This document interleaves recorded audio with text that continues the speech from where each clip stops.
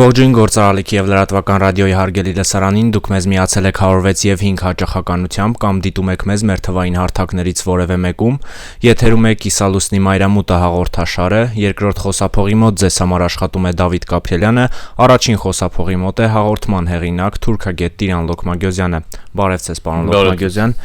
Այսօր բոլորովին վերջերս կարդացի մի քանի րոպե առաջ, որ Ստամբուլում մայիս 1-յան բախումներ են, այսպես ասած, սկսվել եւ այդ շարժմանը մասնակցում են աշխատավորական դասի ներկայացուցիչներ, ինչպես նաեւ տարբեր կուսակցություններ,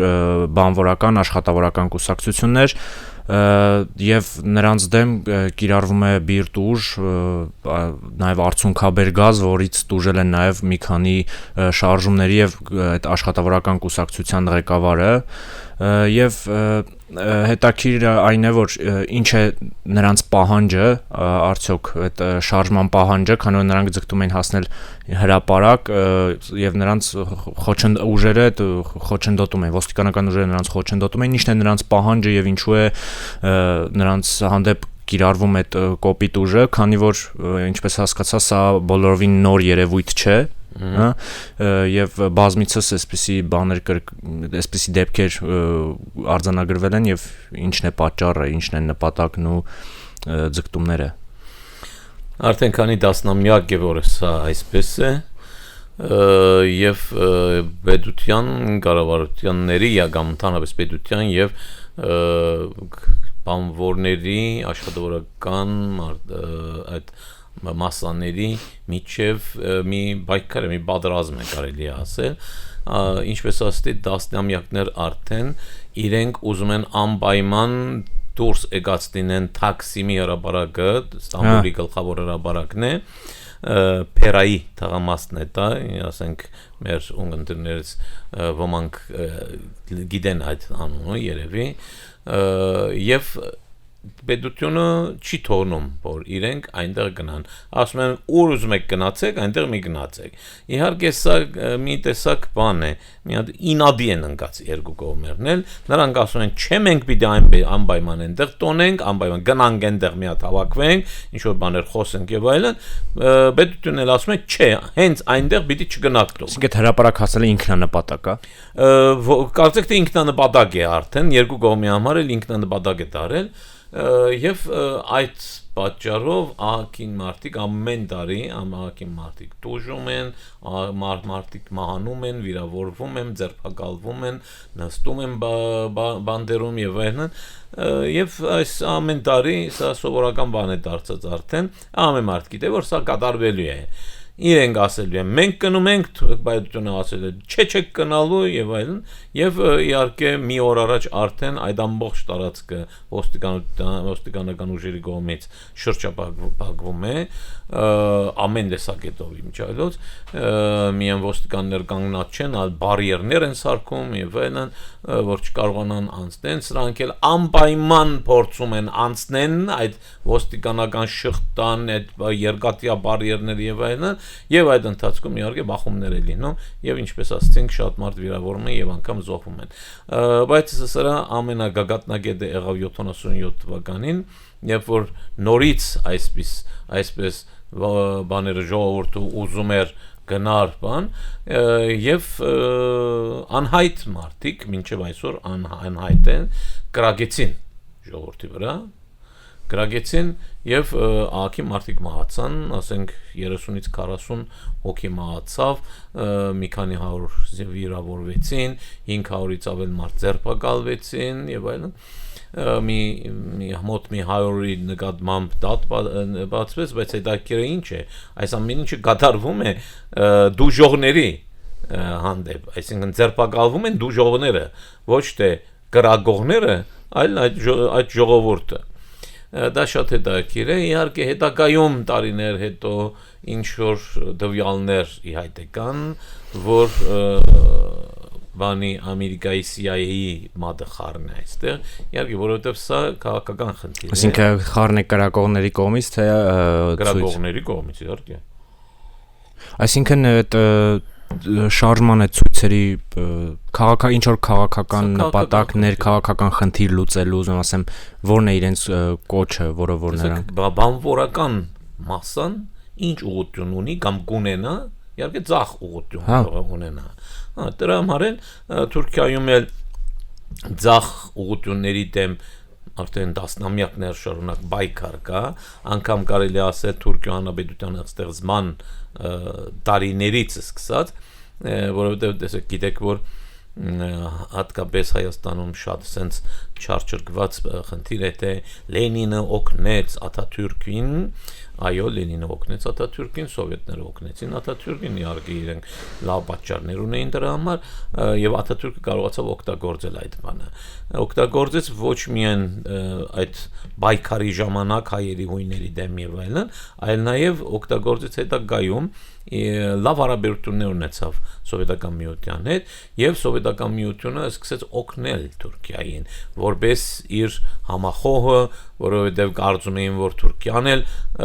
հակաիմպերիալիստական բայկարի մաս է լինելու եւ դառնալու է ինչ որ եթե ոչ սովետի մասը, այլ գոնե բանը ցախագոմյան կարապետություն եւ այստեղ չմոռանանք իզուր չէ որ թուրքական դրոշը կարմիր է թուրքական դրոշը գարմրեց միայն հանրապետության հռչակումից հետո մինչև այդ կանաչ էր թուրքերի օսմանցիների դրոշը իսլամի գույնը իհարկե բայց կարմրեց ինչով կարմրեց այս ցախագոմյան կոմունիստական իրեն ներկայացնելու բանով սակայն եւ սովետները շատ մեծ օգնություն դրամատեցին Թուրքիայի գլխավոր մեծ եւ առաջին գործարանները կառուցվեցին սովետական միջոցներով սովետները նվիրեցին ասենք Բողբադի գործարան, Երկաթի գործարան, Շաքարի գործարան եւ այն Թուրքիայում չկար այդպիսի բաներ հետակայում բայց արդեն Թուրքիան ինչպես միշտ իր շահերին հետևելով բնավ մեզ չեն նմանվում իրենք իր շահերին հետևելով մի անգամից դրա մասին խոսել ենք ես չեմ ուզում շատ բանեմ թե չգերգարի մի անգամից բանարեց հրաժարվեց սովետական միությունից մտավ ՆԱՏՕ իմպերիալիստների դեմ եղող Թուրքիան մի անգամից ՆԱՏՕ մտավ իմպերիալիստների բանը Ջամբարը այո եւ այս մինչեւ այսօր էլ այդպես շարունակ է եւ այդ պատճառով սկզբնական շրջանից հատկապես խորքային պետությունը որը Թուրքիայում տոնդվող է խորքային պետության ծրագիրների մեջ չի մտնում ցախագոմյան շարժումները կոմունիստական մոտեցումները եւ այն եւ բայկարում են այդ օրվանից բայկարում են մինչեւ այսօր այստեղ շատ հատկանշական մի բան կա վերին խավի պատգամ նախարար էր վարչապետի մեջ չեմ հիշում կոնկրետ ով էր բարձրաստիճան քաղաքական գործի շտներից մի շատ հետաքրքիր խոսք ասվեց եթե այս երկրին կոմունիզմ է պետք դա էլ մենք կբերենք այսինքն դուք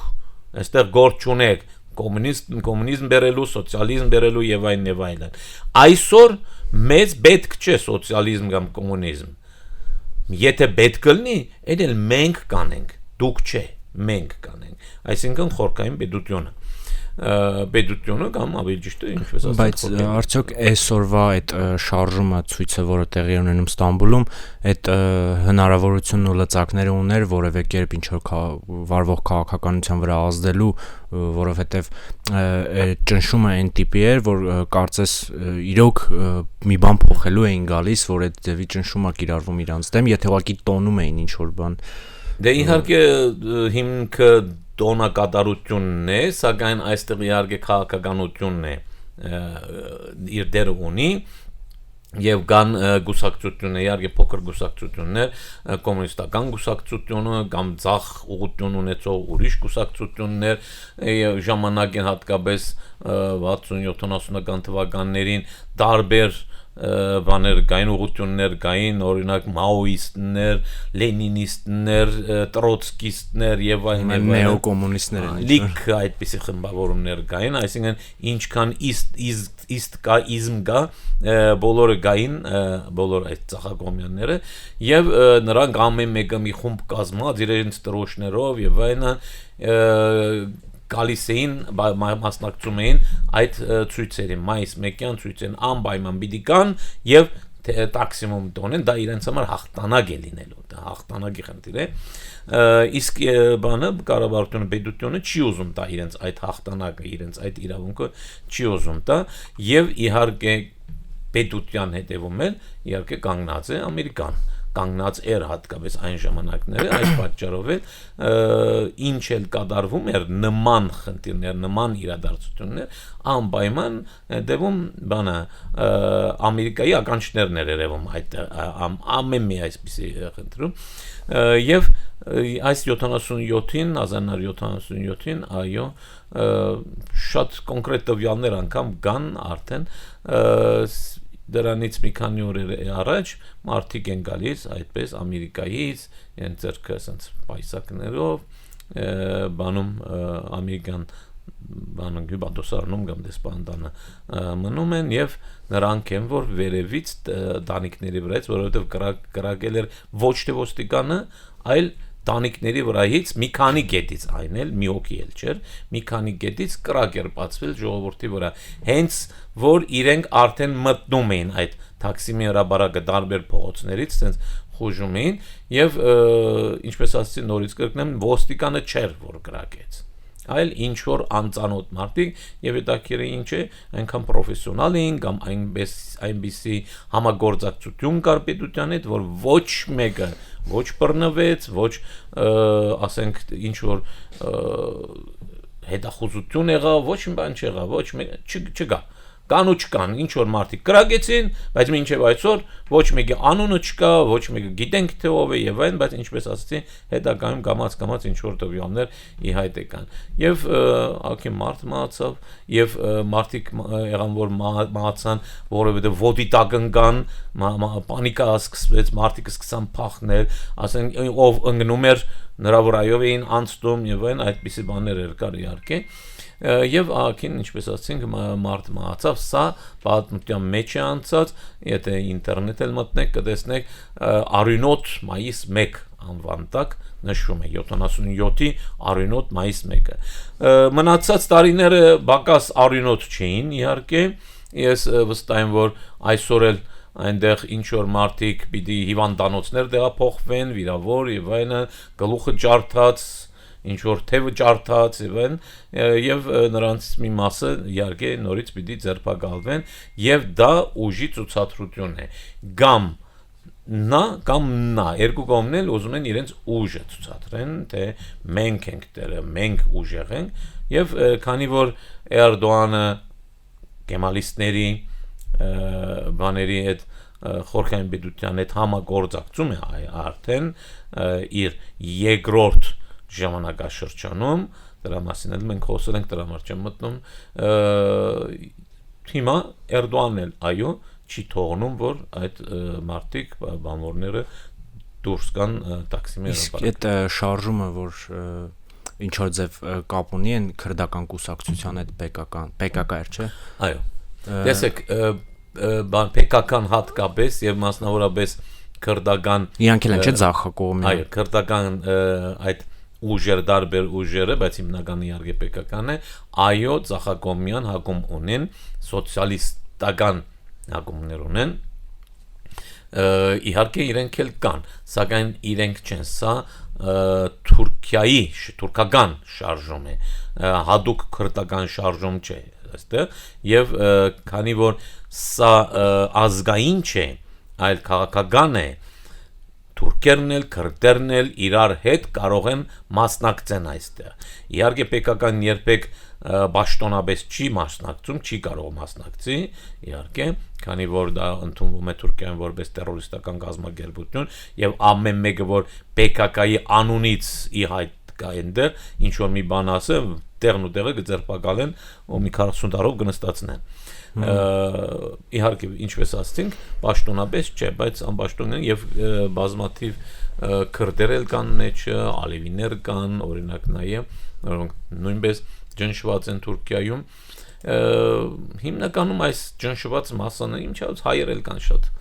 Ձախակողմյան ուժեր ասեմ այո դրանց մեջ լավ անցնենք Հայաստանին անմիջականորեն վերաբերող մի հարցի այս Տաղավարում իհարկե բազմիցս քննարկել ենք հենց ձեր մասնակցությամբ էլ այդ բացվող սահմանների Թուրքիայի հետ ու վերագործարկվող լոգիստիկ ուղիների հարցը ուզում եմ նորից անդրադառնանք որովհետև վերջերս կարծեմ ապրիլի 28-ին էր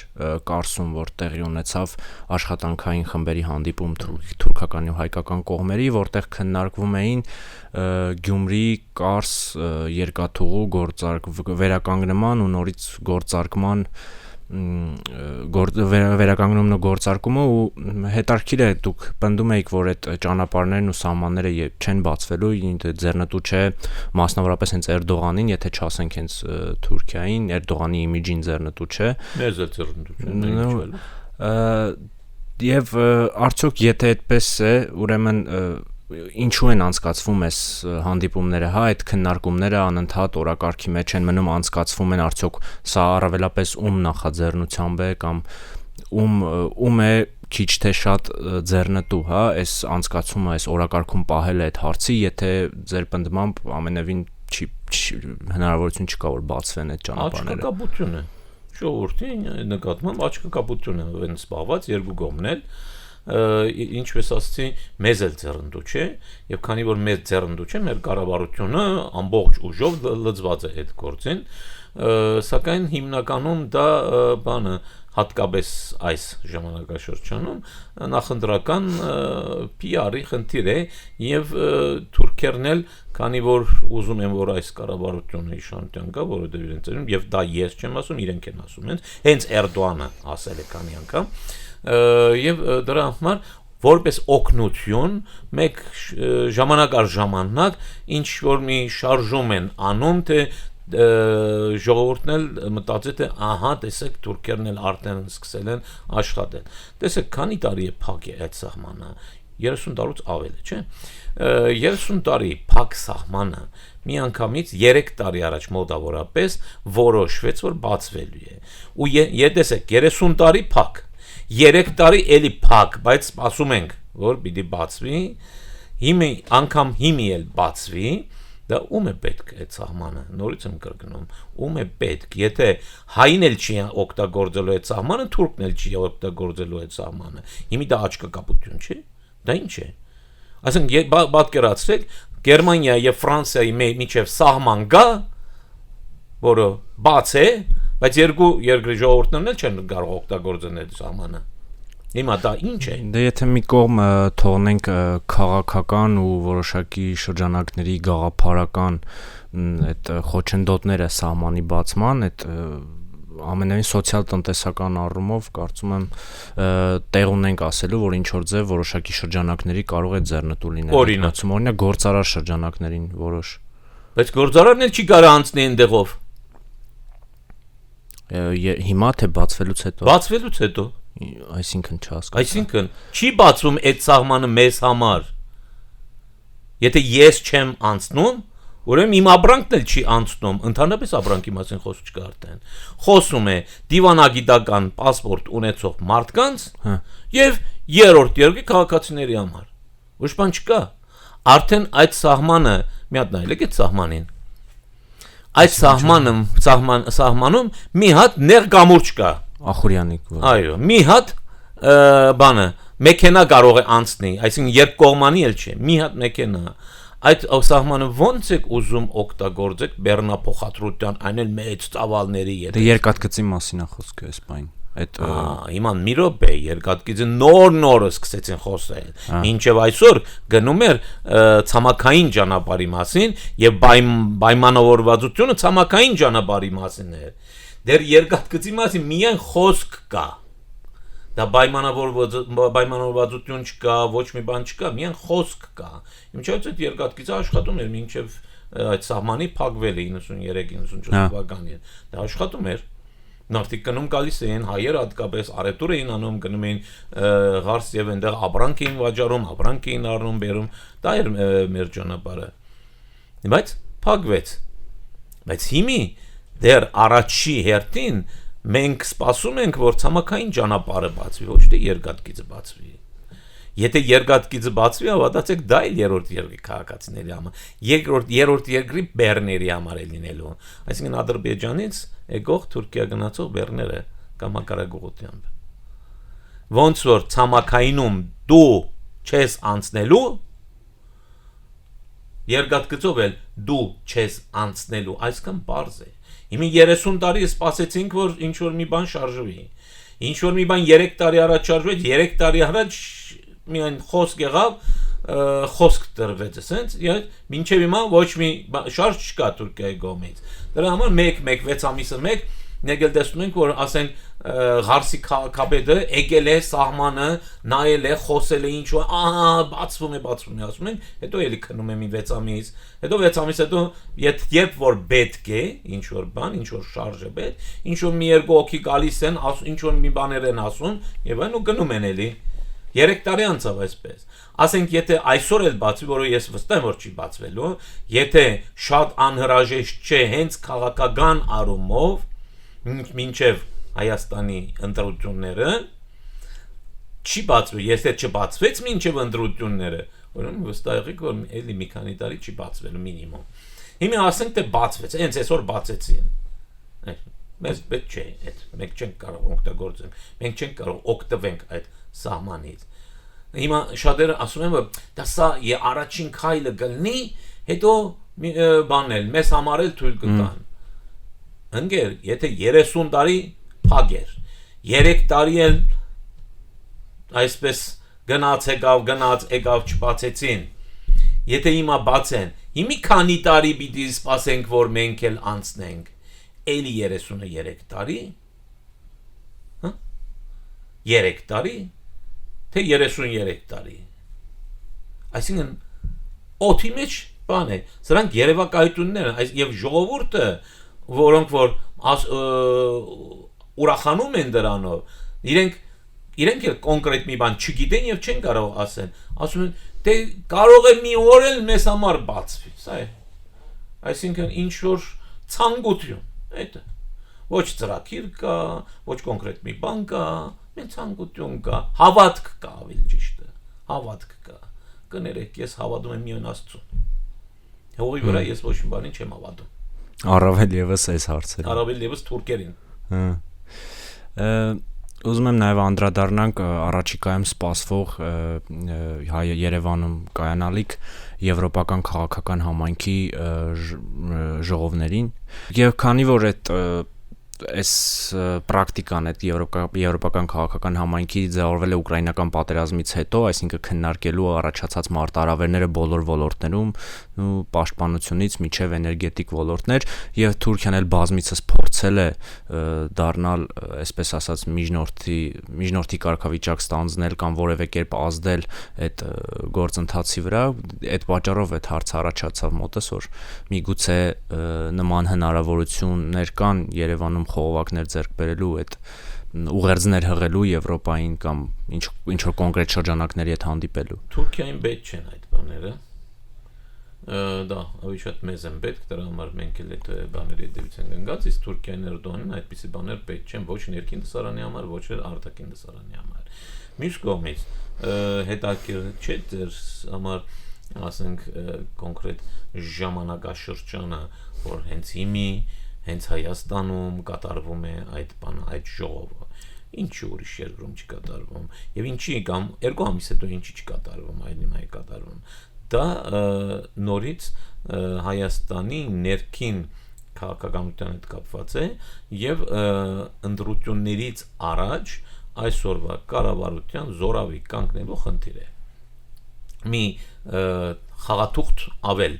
ներդրվում եւ հենց այս ընթացքում այս վերջի ժամանակներս վերջի օրեր կամ վերջի մի երկու շաբաթը գոնե հատկապես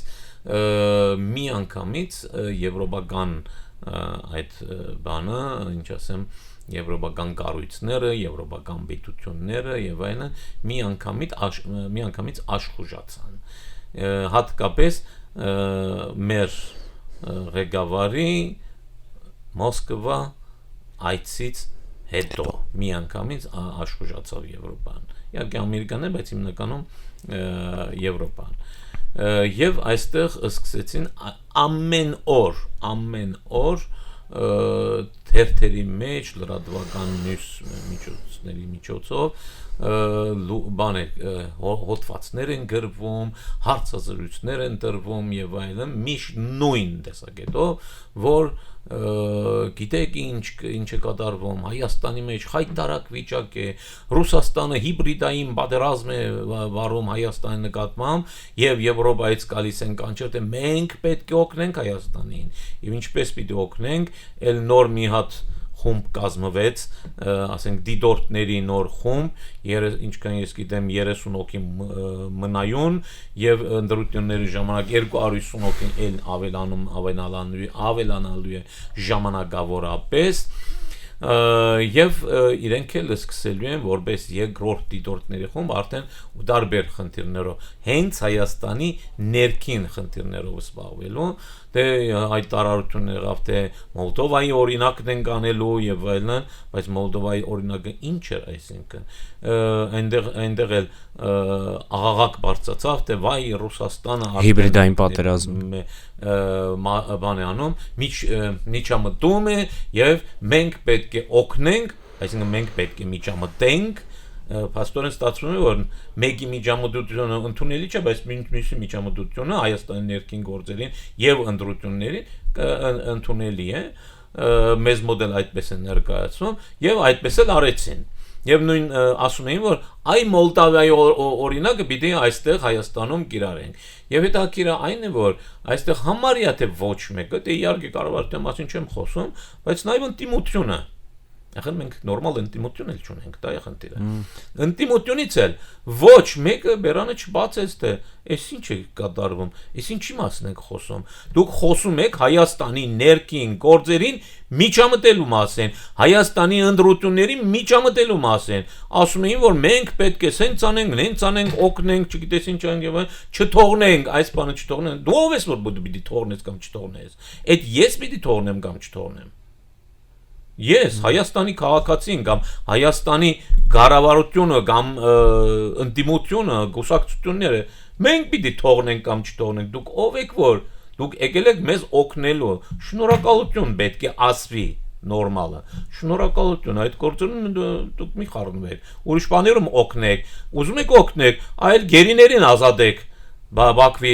բանդերից, այ մի թողեք որ մեր եկեղեցիները քանդեն, մեր խաչկարերը, գերեզմանները քանդեն, օգնություն եք ուզում, դե օգնեք։ Սա մեր ներքին գործն է։ Մեր ընդրությունները մենք ոնց կանցկացնենք եւ ինչ կանենք, դա մեզ է հետաքրում։ Ձեզ պետք չէ հետաքրի եւ դուք պիտի ձեր քիթը չխոթեք այս բանի մեջ, բայց այստեղ արդեն մենք թույլատրում ենք, որ մարդիկ կան խառնվեն բաների մեջ ընդրությունների նախընտրական այդ ժամանակաշրջանում եւ ընդրության ժամանակ խառնում են այդ գործը։ Դե եթե այսպես է օրինակ տեսեք, ես վերջերս Ալիևը չեկավ, չի գալու ավելի ճիշտ է, բայց ով եկավ։ Մուստաֆայը։ Ահա։ Փոխվարչապետ էր։ Բայց ինչ եկավ։ Դա կապված եկավ, չէ։ Դե այն ինչ որ ասվում է, այնա որ ինքը Մուստաֆայևը սահմանների դելիմիտացիայի հանձնաժողովի ադրբեջանական կողմի այդ աշխատանքային խմբի ղեկավարն է եւ հիմնական քննարկման շրջանակը այդ սահմանների դելիմիտացման եկավ Երևան, Աղվերան եկավ, չէ՞։ Իսկ այդ երկու կողմի այդ քննարկման մասնակցող այդ խմբերը կամ անձերը որտեղ էին հավաքվում Երևանում, Բաքվում, սահմանին։ Ոչ, սահմանում։ Իսկ նա ինչի եկավ Երևան։ Տեսեք, թուրքերը մի հատ շատ լավ խոսք ունեն, ասում է դոն չէ, դոնակատարություն չէ, փեսեն ինձ ինչի բաչեց։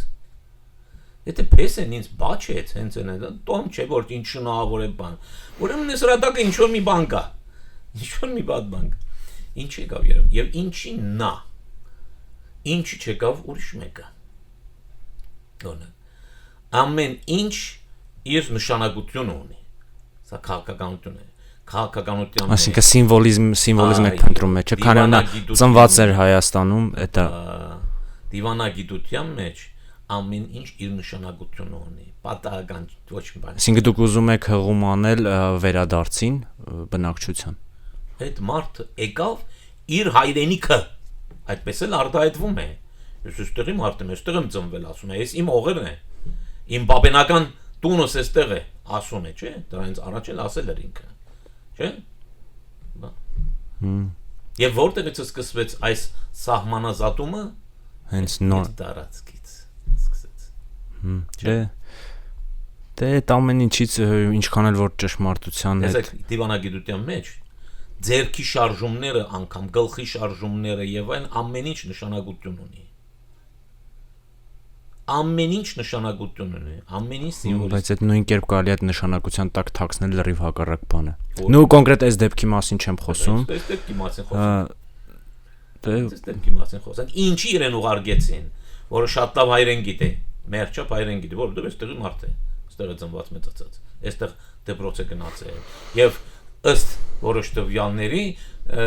Արցախյան այդ պահանջադիրական այդ ցույցերի բաների ժամանակ ինքն էլ հայերի հետ միասին փողոց է դուրս եկել եւ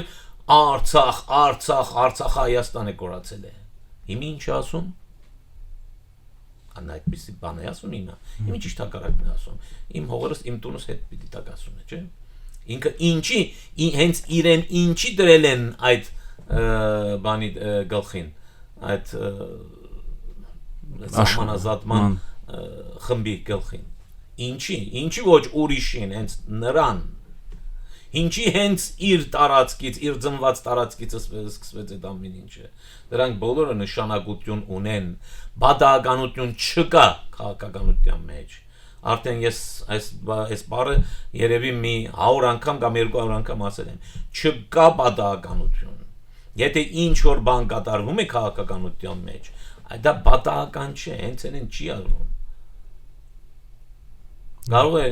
մենք կամ մեր նման ասենց